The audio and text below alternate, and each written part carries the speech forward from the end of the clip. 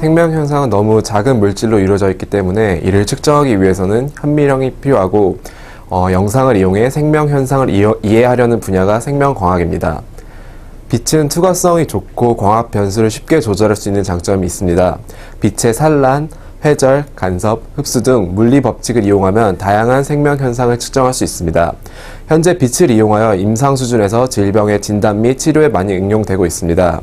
MRI, CT, PET, 엑스레이 등 다양한 영상 기법이 개발되어 비침습적으로 신체 내부를 관찰할 수 있고, 또한 내시경을 이용하여 장기 내부를 관찰하거나 레이저를 이용하여 수술을 하고 있습니다. 생명과학 분야에서도 빛은 중요한 연구 수단입니다. 인간의 눈으로 관찰할 수 없는 물체를 현미경을 이용하여 측정하거나 형광 기법을 이용하여 선별적으로 구조 및 기능을 연구하고 있습니다. 빛의 에너지 흡수는 광역화 치료 혹은 극소 수술 등에 이용이 되고 있습니다. 이처럼 빛이 생명 현상에 접목된 생명광학은 기초 연구부터 임상까지 폭넓은 분야를 어우르는 매우 중요한 분야입니다. 현미경은 인간의 눈으로 관찰할 수 없는 물체를 확대하여 측정하는 장비입니다. 측정 방식에 따라 과학현미경, 전자현미경, 원자현미경 등으로 구별됩니다. 살아있는 생명 현상의 시간에 따른 변화를 측정하기 위해 광학현미경이 많이 사용되고 있습니다. 눈에 보이지 않는 물체를 연구하기 때문에 각 물질의 축척 및 측정 방법을 이해하는 것은 매우 중요합니다. 사람의 눈으로 측정할 수 있는 크기는 미터 단위, 그리고 곤충, 밀리미터, 센티미터 단위 정도이고, 광학현미경으로 측정할 수 있는 크기는 머리카락의 지름, 100에서 150 마이크로미터 정도고, 또 세포 10에서 150 마이크로미터 정도 크기입니다. 전자현미경으로 측정할 수 있는 크기는 수 나노미터로 DNA나 분자와 같이 매우 해상도 좋게 영상을 얻을 수가 있습니다. 렌즈는 크게 두 가지 특징을 가지고 있습니다. 배율은 실제 사물의 크기보다 크게 보는 비율을 의미하는 것이고, 분해능은 두 점을 구별할 수 있는 최소한의 거리입니다. 따라서 분해능이 좋다는 것은 물체를 더 자세히 관찰할 수 있는 능력을 뜻합니다.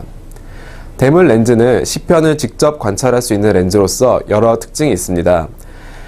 먼저 다양한 광학적 오차인 수차를 줄이기 위해서 단일 렌즈가 아닌 여러 개의 렌즈로 구성이 되어 있고, 대물 렌즈의 표면에는 렌즈의 특성이 써 있습니다. 그 특성으로는 배율, 개구 수치, 그리고 또 어떤 종류의 매질을 이용해야 되는지 표시가 되어 있습니다. 물은 W로 표시가 되어 있고, 기름은 오일, 그리고 공기의 경우 아무것도 적혀 있지 않습니다. 렌즈의 분해능은 사용한 빛의 파장과 개구 수치에 의해 결정이 됩니다. 수식으로 나타내면 사용한 빛의 파장을 개구 수치의 2배로 나누어 주는 것입니다. 따라서 분해능은 사용한 빛과 개구 수치에 의해서 결정이 되며 이를 회절 한계라고 부릅니다. 현미경은 1600년대에 처음으로 개발되어 생명과학에 응용되기 시작했습니다. 1600년에 레베누크가 현미경을 개발하여 처음으로 박테리아를 관찰하였고, 1660년에 로버트 후크가 현미경을 이용하여 처음으로 세포를 관찰하였습니다. 1900년대에 들어서 본격적으로 생명과학의 현미경이 이용되었는데요. 1930년에 위상차 현미경이 개발되어 투명한 세포를 선명하게 관찰할 수 있게 되었고, 1940년에는 형광현미경이 개발되어 형광 단백질을 이용한 구조적 기능적 연구가 가능해졌습니다. 1980년 이후 최신 현미경인 공초점 현미경과 다광자 현미경이 개발되어 3차원적 영상 및 동물의 심부 조직 영상이 가능해져 생명과학 발전에 큰 기여를 하였습니다. 현재도 시공간 해상도가 높고 깊은 심부 조직 영상이 가능한 기술을 개발하려고 노력이 진행 중입니다. 프리츠 전하이크는 위상차 현미경을 개발하고 이 업적으로 1953년에 노벨 물리학상을 수상하였습니다. 세포 같은 투명한 물질은 굴절률 차이가 크지 않기 때문에 기존의 광학 현미경으로는 자세히 관찰하는 것이 어렵습니다. 위상판을 시편 위쪽에 설치함으로써 시편을 통과한 빛의 위상을 변화시켜 시편을 통과하지 않은 빛과 뚜렷하게 구별이 되게 만들어 이렇게 위상차 현미경을 이용하면 투명한 세포 및 세포 소기관, 세포막을 뚜렷하게 관찰할 수 있게 됩니다. 전자현미경은 전자를 이용한 방식으로 광학현미경에 비해 매우 높은 해상도의 영상을 얻을 수가 있습니다. 측정 방식에 따라 투과현미경과 주사전자현미경으로 나누어집니다.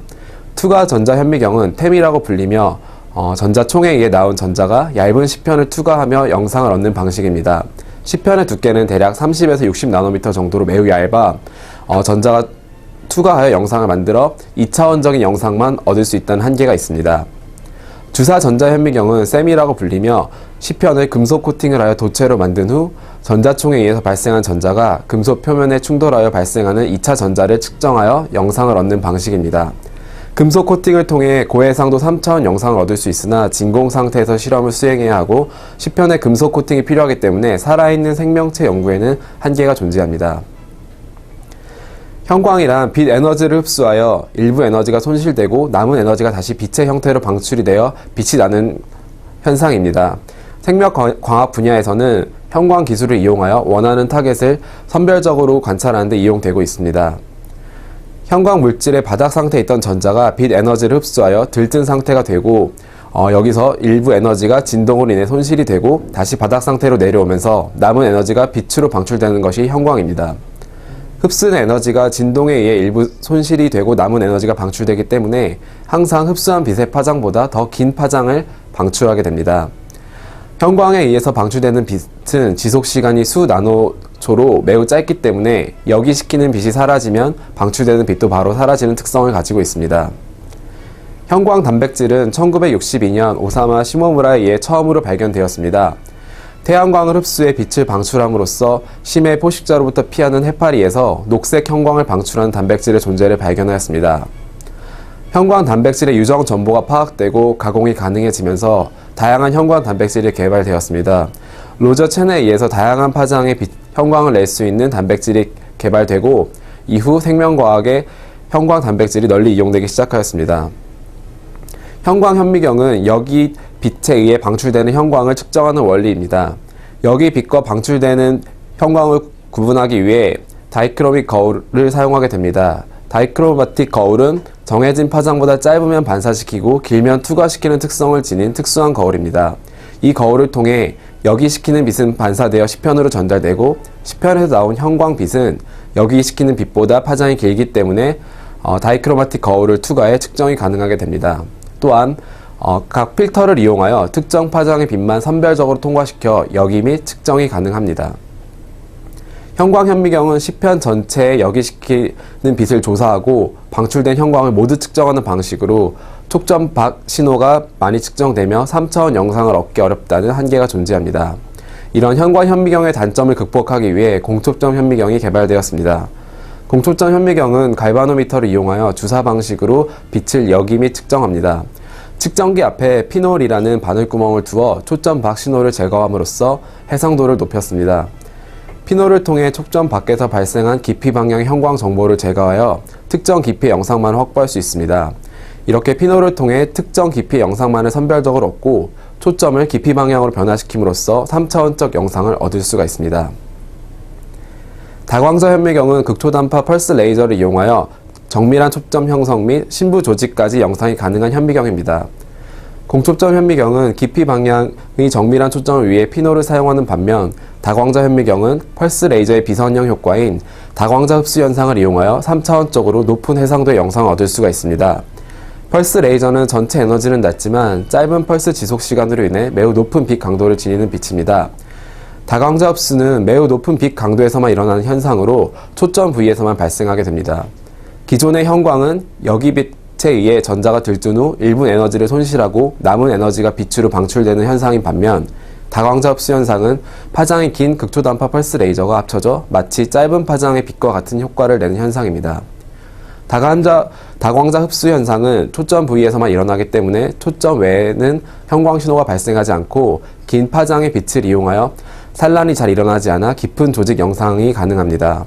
다광저 현미경은 기존의 현미경에서 불가능한 1mm 깊이의 심부 조직 영상이 가능해 동물 영상에 많이 이용되고 있습니다.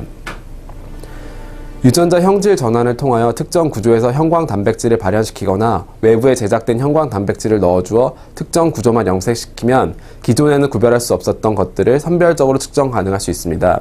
또한 형광 단백질은 구조적인 연구에만 쓰이는 것이 아니라 칼슘 같은 분자와 결합시켜 칼슘의 변화 등 세포의 기능적인 연구에도 응용을 할 수 있습니다. 최근 깊은 조직의 광학적 접근을 위해 클레어티란 기술이 개발되었습니다. 클레어티 기술은 지방 성분을 투명한 히드로겔로 치환하여 조직을 투명하게 만들어 기관 단위의 연구를 가능하게 하였습니다. 여기에 형광 영상을 통해 뇌 전체의 구조적인 특성을 연구하는 데 이용이 되고 있습니다. 빛을 이용한 광학 현미경의 해상도는 사용한 빛의 파장과 대물렌즈의 개구 수치에서 결정되고 이를 회절한계라고 합니다. 최근 형광 기법을 이용하지만 회절한계 이상의 해상도를 얻을 수 있는 초고해상도 현미경이 개발되고 있습니다. 초고해상도 현미경은 기존의 회절한계를 뛰어넘어 수 나노미터 정도의 높은 해상도를 갖는 영상 기법입니다.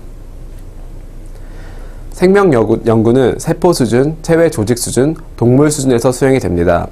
세포 수준 연구는 실험이 비교적 간단하며 여러 변인들을 쉽게 통제가 가능하고 관찰이 쉬운 반면 실제 생체 내부에서 일어나는 현상이 아니기 때문에 조직 혹은 동물 수준에서 새로이 검증이 필요합니다. 체외 조직 수준 연구는 조직이나 장기를 적출하여 수행하는 실험으로 동물에 비해서는 변인 통제가 쉽고 세포의 환경이 잘 유지되어 있어 유의미한 결과를 도출할 수 있습니다. 하지만 적출된 조직에서 수행하는 실험이기 때문에 영양소 및 산소 공급에 제한이 있어 오랜 기간 연구는 불가능합니다. 동물 수준 연구는 살아있는 개체 내에서 수행하는 연구로서 장기간 관찰을 통해 유의미한 결과를 얻을 수 있습니다. 반면 살아있는 동물에서 수행하기 때문에 실험 기법이 매우 어렵고 변인 통제가 힘들다는 단점이 있습니다. 실험 목적에 따라 다양한 동물이 이용됩니다. 동물 실험을 위해서는 실험자는 반드시 동물 실험 윤리 교육을 받아야 하고 각 기관에서는 동물 윤리 심의위원회를 설치하여 동물 실험을 수반하는 모든 연구에 대한 윤리적, 과학적 타당성을 심의해야 합니다. 종양 모델은 유전자 조작을 통해 자연적으로 발생하는 모델과 외부에서 종양 세포를 주입하여 암을 발생시키는 방법이 존재합니다. 생쥐의 옆구리에 종양 세포를 주입하면 3에서 4주 정도 후 1cm 크기 이상의 종양이 발생하게 됩니다. 이렇게 생성된 종양을 통하여 약물의 효과 검증, 약물 동역학 연구, 종양 혈관 연구 등이 가능합니다. 도자일 스킨폴드 챔버 모델은 생쥐 등에 금속 틀로 피부를 고정한 후 한쪽 피부를 절개하여 피와 조직을 광학적으로 접근 가능하게 만든 모델입니다. 형광 물질을 주입을 하여 혈관 영상 측정이 용이하고 또한 혈관과 종양의 관계 연구에 유용하게 사용되고 있습니다. 크레니얼 윈도우 모델은 동물 머리에 피부를 제거한 후 두개골을 제거하거나 얇게 만들어 뇌를 광학적으로 접근 가능하게 만든 모델입니다. 빛은 피부나 두개골을 투과할 수 없기 때문에 이를 제거하여 광학적으로 뇌에 접근이 가능하게 만듭니다. 두개골을 제거하면 더 깊은 뇌 부위까지 영상이 가능하나 뇌가 노출되어 손상을 입어 오랜 기간 연구가 어렵다는 단점이 있고 두개골을 얇게 만들어 관찰하는 방법은 뇌에 손상을 주지 않아 오랜 기간 연구가 가능하나 두개골을 제거하는 방법에 비해 깊은 조직 영상이 어렵다는 한계가 존재합니다. 역시 형광 물질을 주입하여 뇌혈관 연구를 할 수 있으며 뇌암 연구에도 유용하게 이용되는 모델입니다.